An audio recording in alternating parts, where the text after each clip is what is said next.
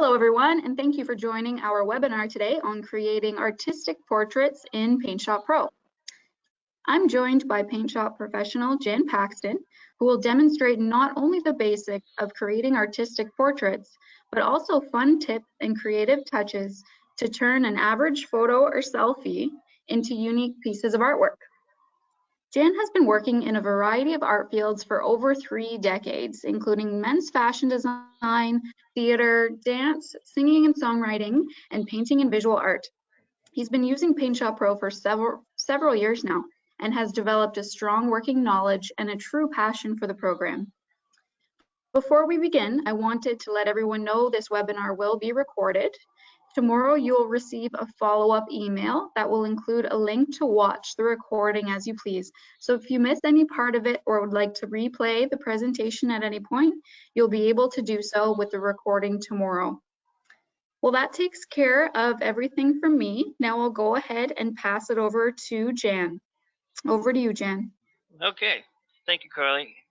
As she said, I'm Jann Paxton, and today what we're going to talk about is turning snapshots and selfies into portraits. Now, the first thing I want to talk about is what's the difference between a snapshot and a portrait?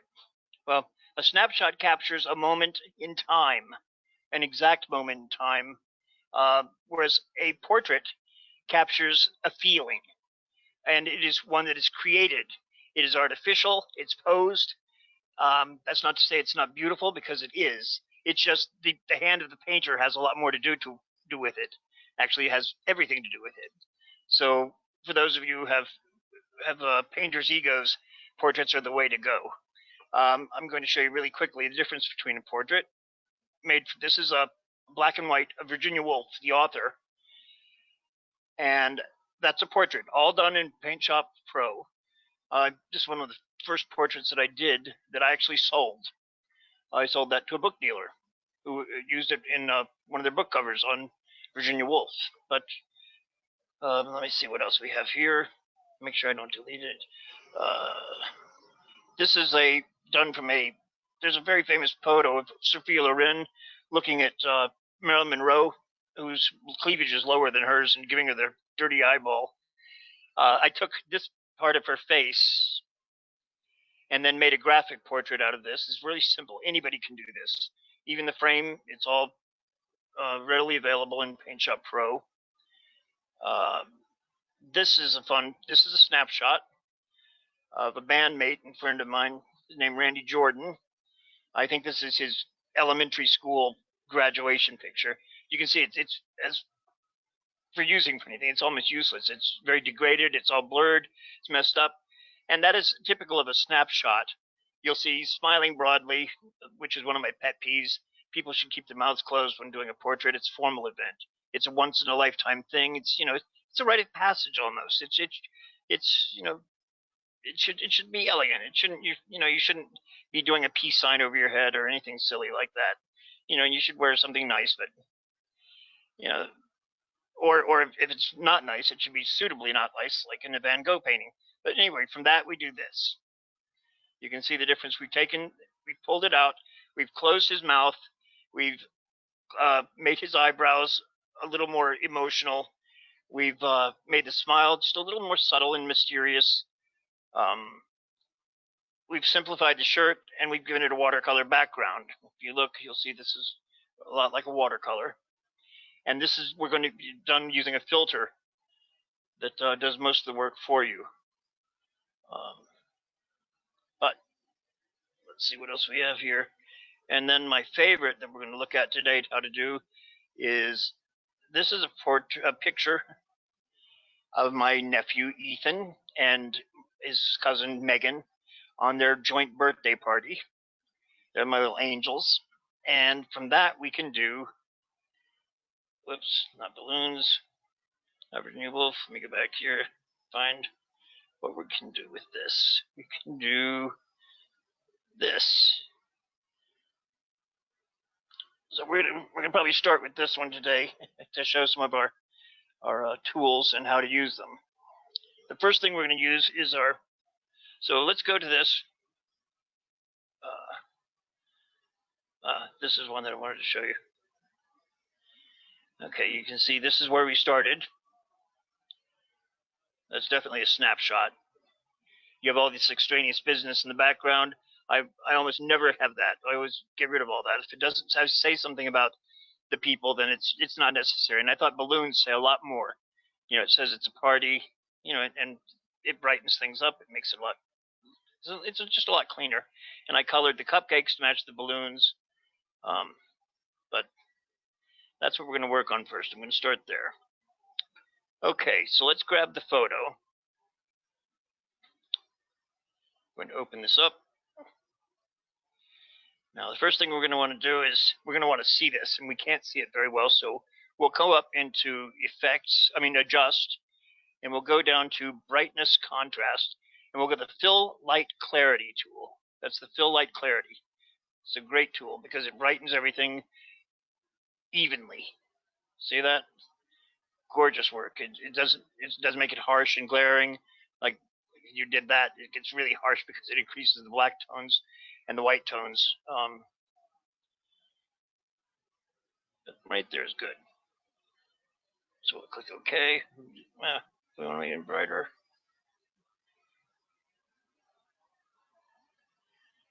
Okay, there we are. Now, we may jump ahead several times. Now there's this tool here, this is a lasso. Up here, if you look under selection types, we have freehand, edge seeker, and smart edge. Smart edge is the one that I like to use because it sort of thinks for you. I'm going to get this a little bigger because what I want to do is I want to decrease this space and I want to bring them in together. So we just run this along here.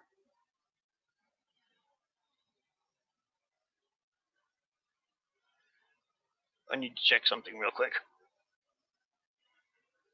Okay. I need to increase when you're doing something like this, you want to increase your resolution to about 200.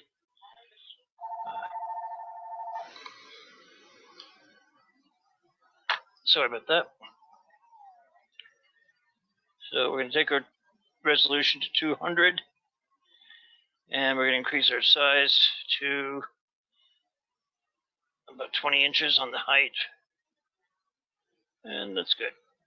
Okay. Now we'll pick her out.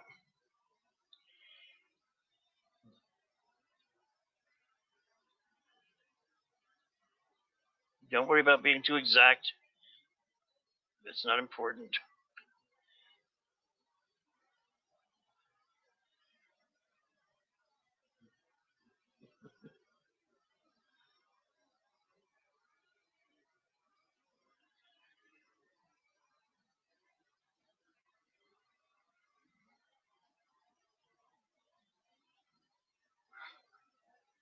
Takes a few minutes.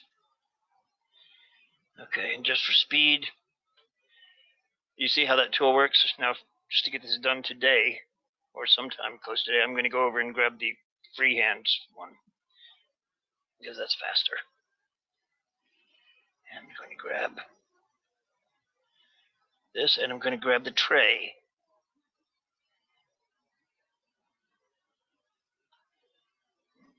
Actually, I'm not going to grab the tray.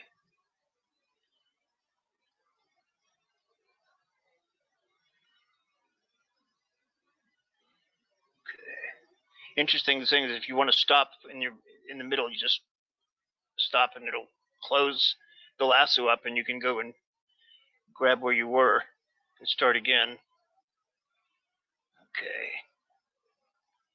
So let's grab this. Grab this. Oops. Do we have everything we need there for her? Yes, we do. Now to extricate her from that, I just go over here to the pick tool, and then I tap it on her. And if you look over here, you see it just gave me her by herself in a layer. Now I want him in a layer by himself. As I said, we're going to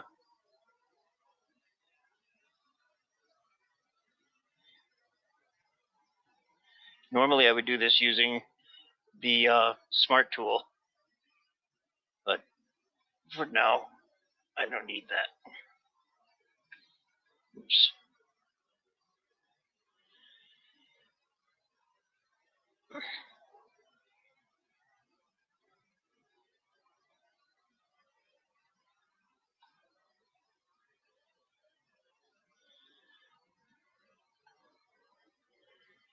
And if you want to remove something that you've added too much, you just go in here.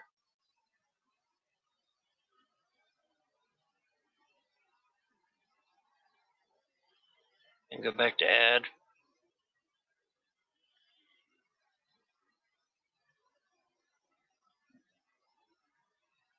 Okay. Okay, I think we have enough of him. There we go. Now, let's create an extra layer here.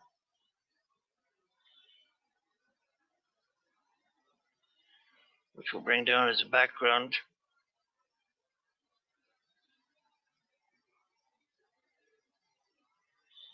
And we're going to grab the cupcakes.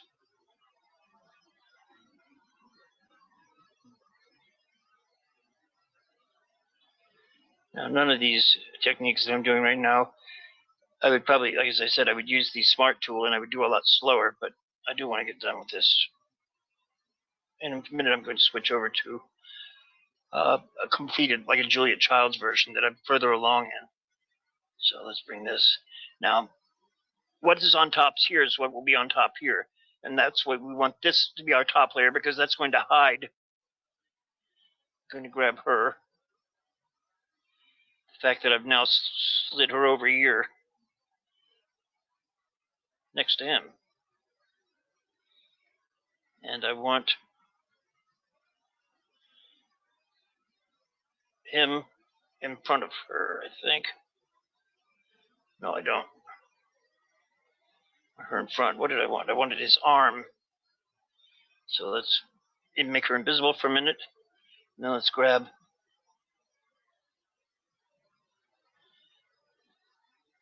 this little bit. Make sure that we're on him. Okay, now we move this up. There, moves us the cupcakes in front. Now, what we'll do is move down here, and we'll get invisible. So here's what we have. And from this point, we will take our select tool. We will grab this rectangle, and we'll hit copy merged.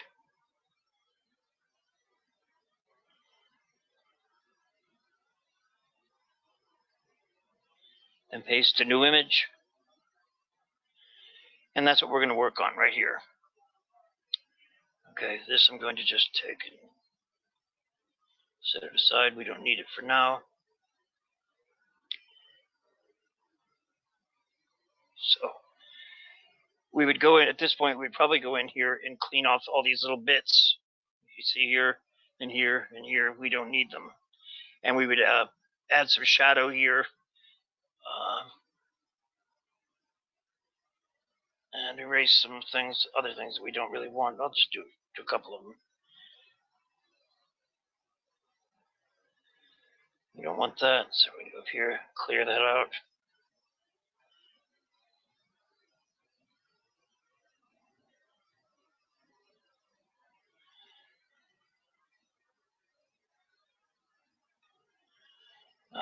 There's a whole area that I've missed.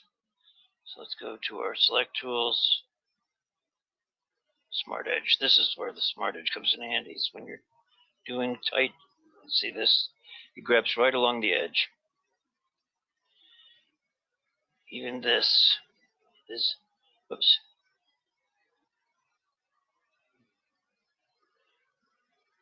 You see it's following the light of the line of light along his shoulder. If you click it right along the light versus over here, over there, it will just move along there and give you that. You go up here, close, then go to clear. See, got rid of it. We'll start over here again.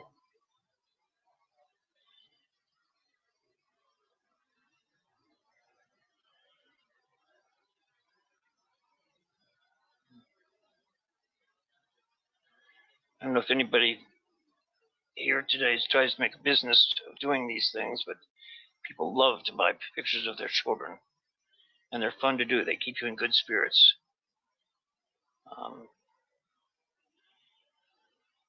I recently found that I had a portrait in the Smithsonian of some politicians that I'd done, and somebody asked me, they said, were those fun to do? And I said, not at all. You know, because I love doing little kids. They make me happy. I'm erasing some of those glitches by using the eraser tool here, which is not what I need to be doing right now. So, okay, so that done. Okay, see what we have here?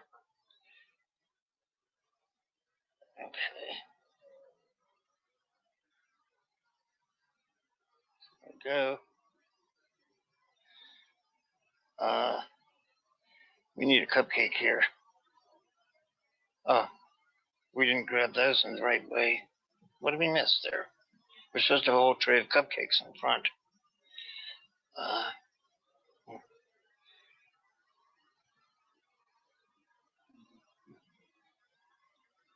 going to open up one that is pre-done. Let's find the right one. The layers, okay. Here we go.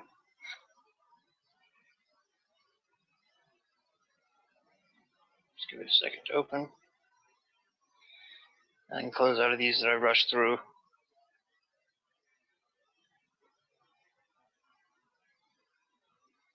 Okay, yeah. Close this out. I'm going to say no, I don't want to save that. Nor this. Okay, here we are. We have our layers. Yep. Including even the background layers. I don't know why I didn't start here. Okay. A tool that I wanted to show you was how to use the, let me go up and make sure I'm on the layer with her on it. What is this normally? Yes, this is it. What is that? Something I didn't use. Get rid of that. A tool that's fun is called your warp tool. Now you can either do it where you grab something and you go a little harder, and you push things along like this, and you can do it. You can increase the size.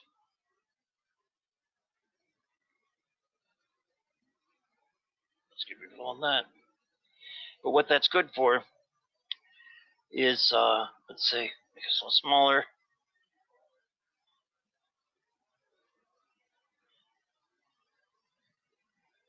Little things like increasing, fixing somebody's smile a little bit. See that? Excellent, we'll save that. Another thing that's good for my own Smart Edge or freehand. Let's say we wanted to create some fun hair strips. Just grab some here for color. Like I'm grabbing a little snake edge thing. Okay. I'm going to use a pick tool to separate that so that we have that. Now let's put it back. Then we'll go to our warp tool, which was the tool I was going to show you how to have fun with. And we're going to create some nice tenderly curls in her hair, like she just got out of the pool, which she had actually, but most of them had dried out or were drying out by the time this photo was taken.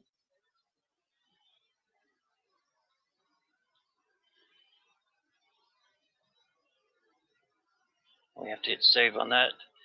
Now, rather than grabbing another one, we'll just hit duplicate. And on the duplicate one, we will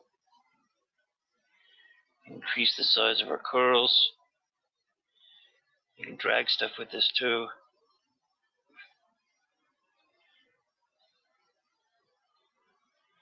I always think this one's fun. I love this tool.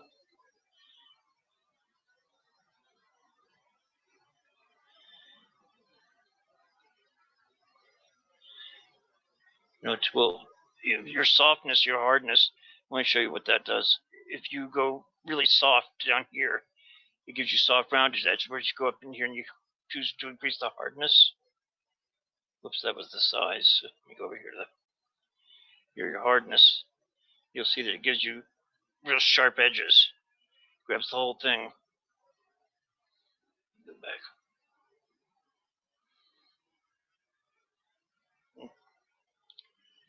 Take that back here. Okay.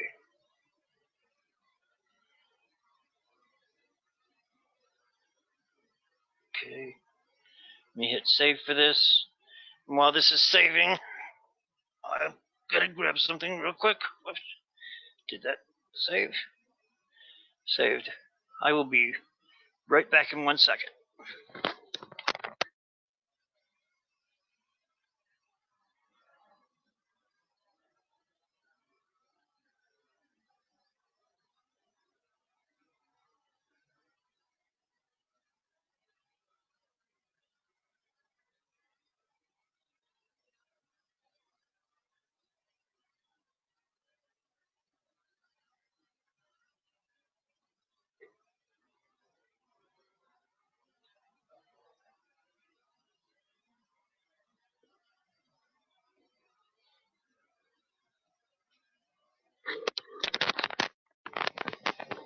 Okay, I'm back.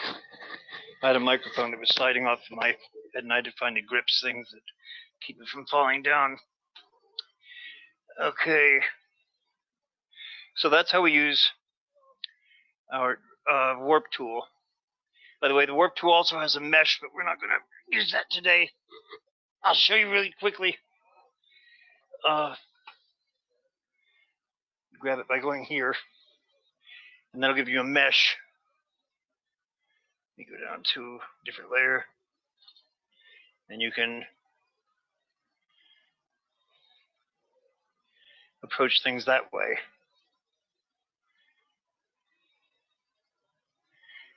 But we don't need to do that, so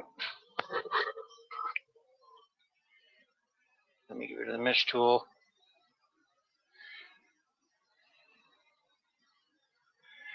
And go back to the warp brush. Okay, what do we have now to deal with that I want to show you? Watercolor.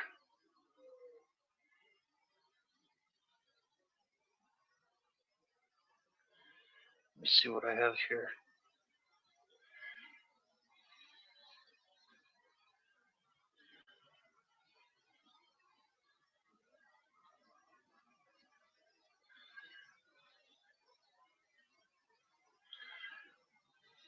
Here we are.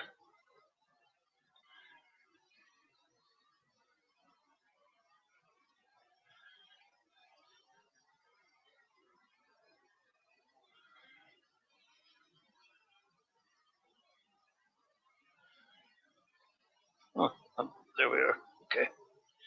Now, what I've done is I've reverted back to a picture of them. Let me get rid of those tendrils. I don't need those on her right now. Okay, of them, just them, without any effects.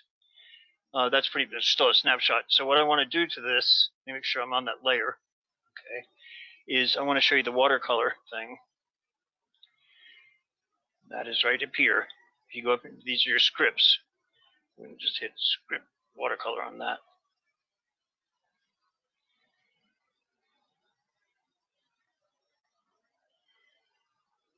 And that changes the way it affects it with the DPI. If you're in a low DPI, it really does a lot of scratches and bumps and bleeds and things, which you might want. But I prefer to do it at 200.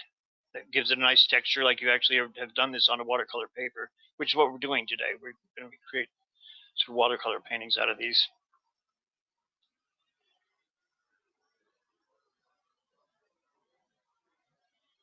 Just give it a second to do its thing. It takes a while, but it's worth it. It's a lot of fun.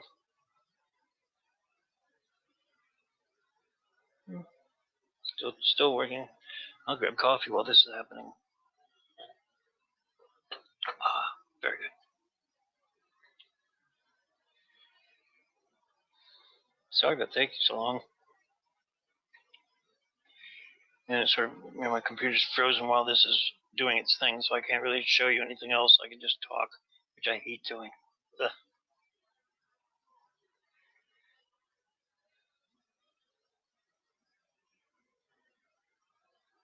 Give it a sec. It'll go there.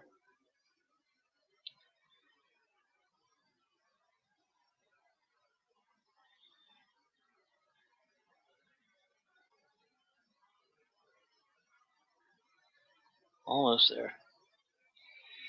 When you see the amount of work that it does to change towards changing this, you'll see why it takes so long. It's a slow process. But it takes every pixel there and sort of messes with it.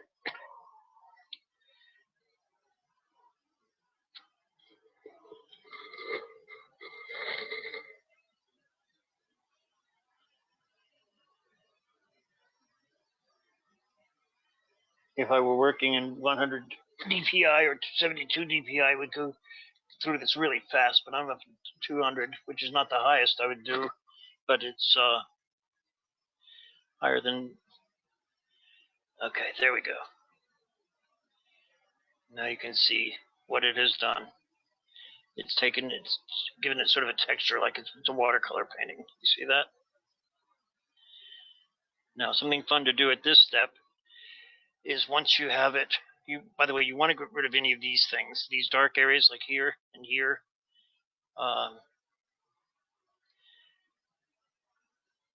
And how you do that is you first get your eraser tool and you just sort of cut them off.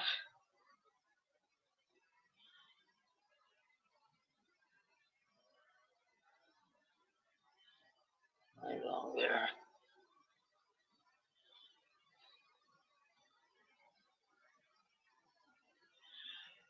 Good enough for now.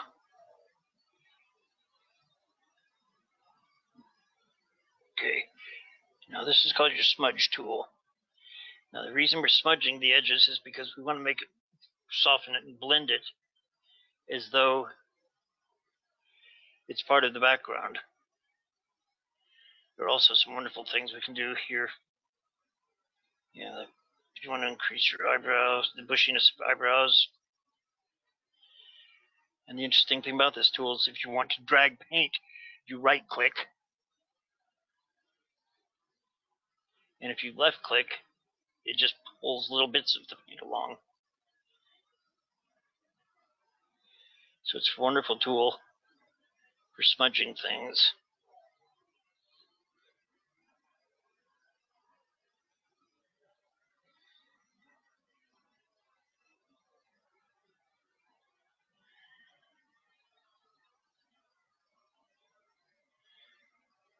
You see that?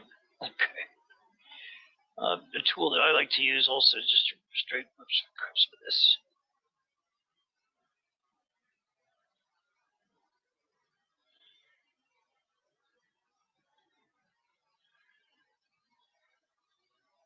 I'm going to grab some color from this eyebrow, this eyeball.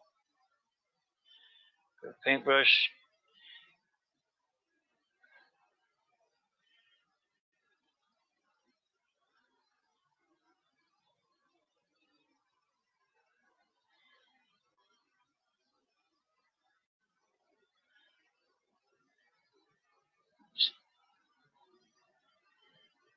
I love the back brush.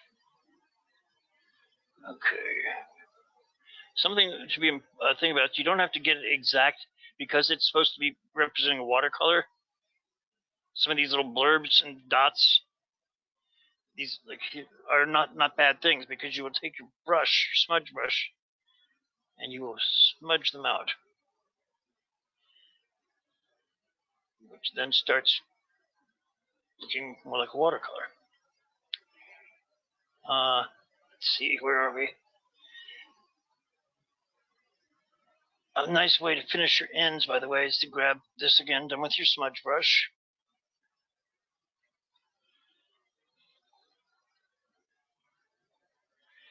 We don't have to finish your edges anyway, you just have it floating, which I like.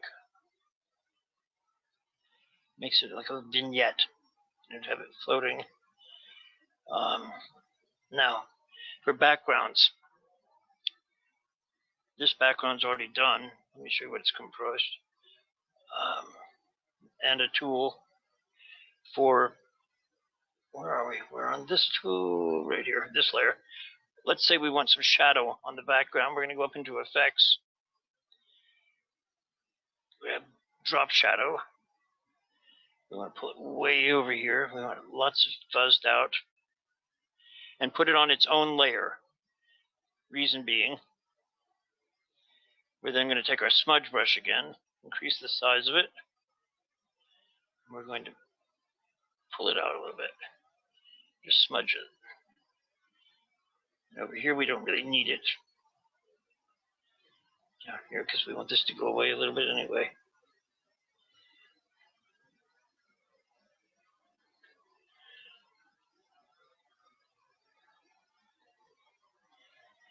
Okay. Now, something I want to do up here, using our smudge brush. You can either use your warp tool or your smudge brush for this. But we're on smudge brush, so we'll stay right there. Decrease our size.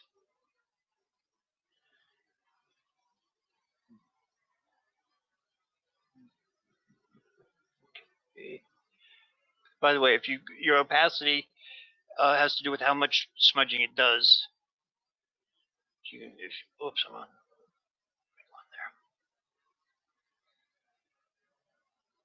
There. Increase this. Decrease the size a little bit. This just gives us some of those nice little alfalfa hair things.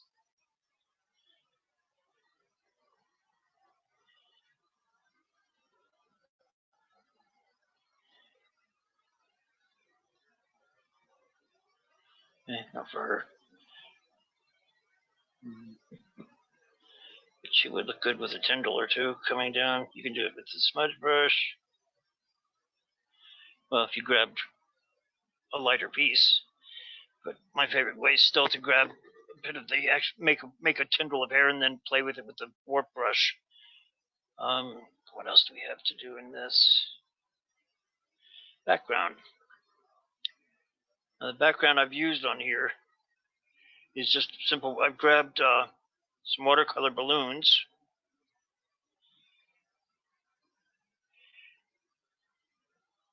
And I've decreased the opacity so that they're sort of faded in there.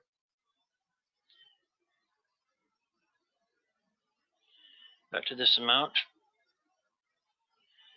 Now you can either get rid of the shadow, which doesn't make sense with the shadow if you have the balloons. So the shadow works best if you're not using balloons. Now you have something free floating. But let's go back to the balloons because I like those. And I just added some balloons that I got from a free website, and then put them through the watercolor filter to make them softer, and then put them back behind. Something else that's fun to do here is to grab a little bit of color from each of these. Let me go up to grab a airbrush. Take the size way down. Opacity up. Oops.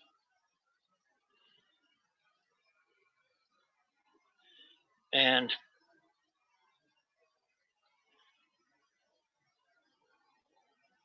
on the normal there. Give me just a sec.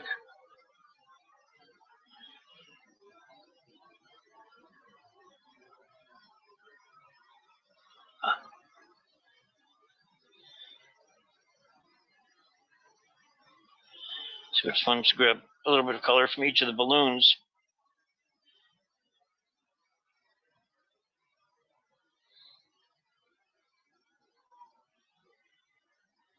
this would be done a lot cleaner. But I'm trying to work with speed here. I actually am not a fast painter. I'm a very slow painter.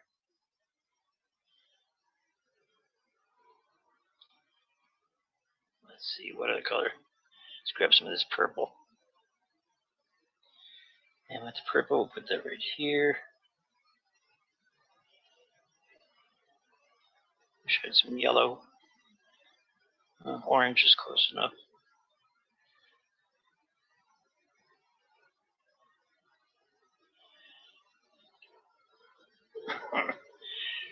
Now, once you're sure that you like everything here, and that overall it's good, and we've softened all of our edges, which I haven't done on this, but you would go along, increase the size of this,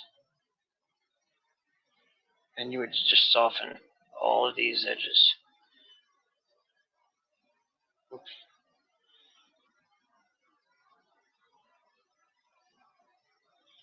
Yeah, here and here, just soften a little bit.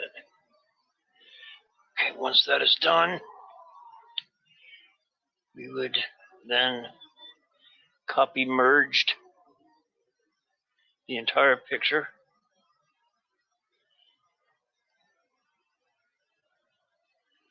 Put that out of the way. Paste his new image. So we have the whole image here. And at this stage, I'm going to go into adjust.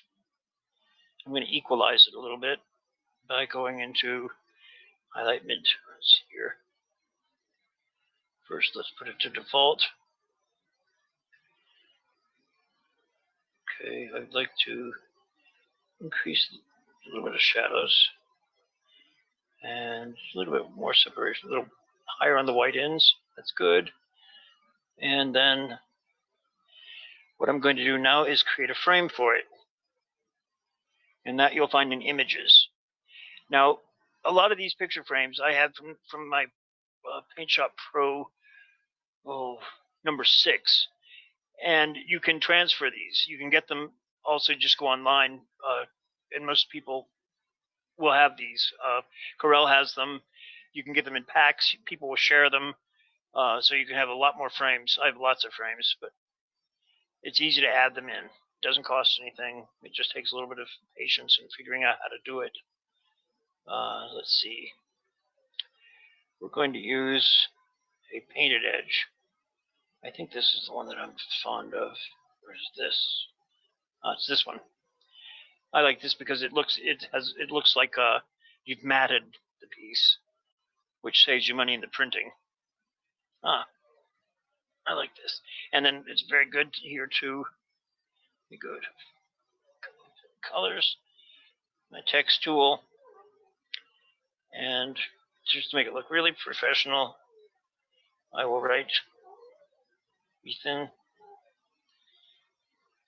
and Megan 2020. Oops. Now it's in vector form. We're going to put it into a raster so that we can, first let's increase the size a bit. I didn't even check before doing it what font I had. I'm sure it's fine. Let's go to Align, Horizontal Center.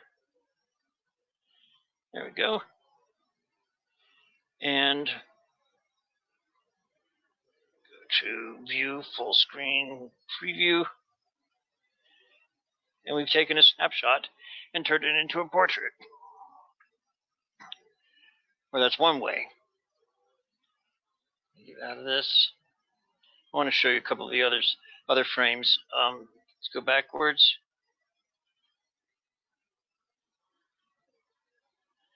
There are several frames that I love. Oh, go back. There we are. Image. Picture frames.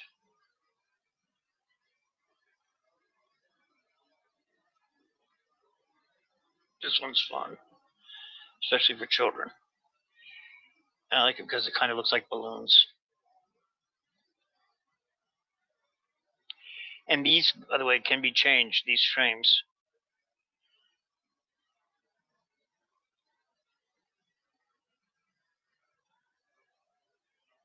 What else am I looking for?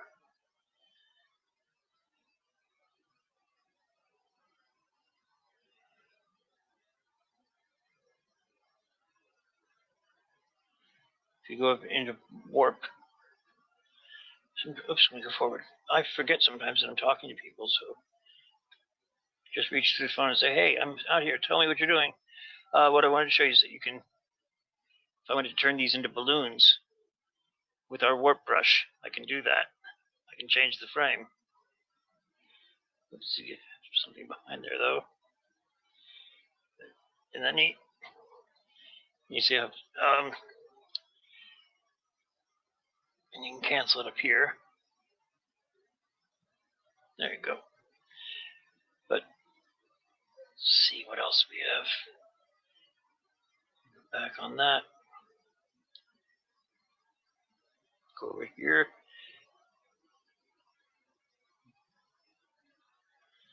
It's not letting me, it's locking up on me there. It's okay. I just wanted to make this one go to the other version. With the frames, make this go away. There we go. By the way, you can control the amount of frame too if you want to. I mean, shadows, if you want to take your shadows down, you can do it. That's just important not to make sure that you have them on a separate layer. You can change the color of them. But I want to grab a copy of this one, merged.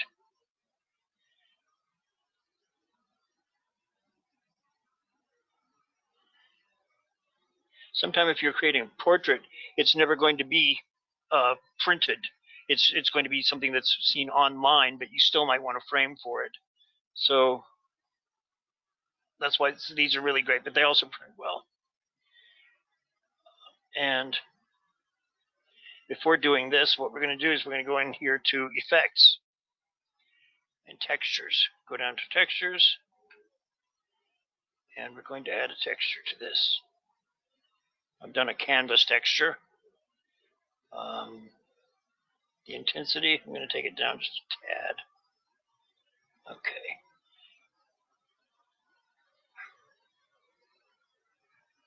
Whoops, I need it to be brighter. You can see what that's doing though, right?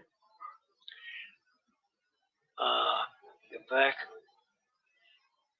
And you can, with your textures, you can change the parameters to make them lighter or darker. Let's see, depth, smoothness, shininess, ambience.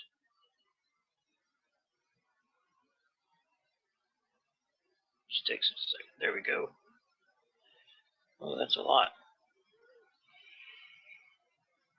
And you can soften the edges. You can.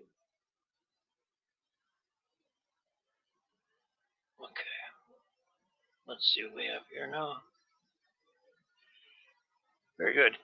So if you had this as an online portrait, you might want to, by the way, I use a standard 16 by 20 for most portraits of this type. You would go into Image, create a border. Let's just grab this, and we'll do a point 0.24. And then we'll do a matting. So we'll go back into Image, add borders, and we will grab a white sort of a color for that. We'll do 1 inch, 1.5. And you can set different borders. If you wanted the bottom to be a little bigger,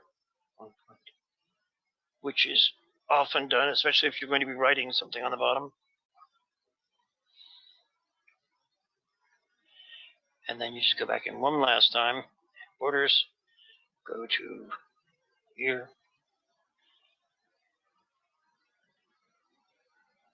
I made them all symmetrical this time because I'm going to create just a frame. There you go.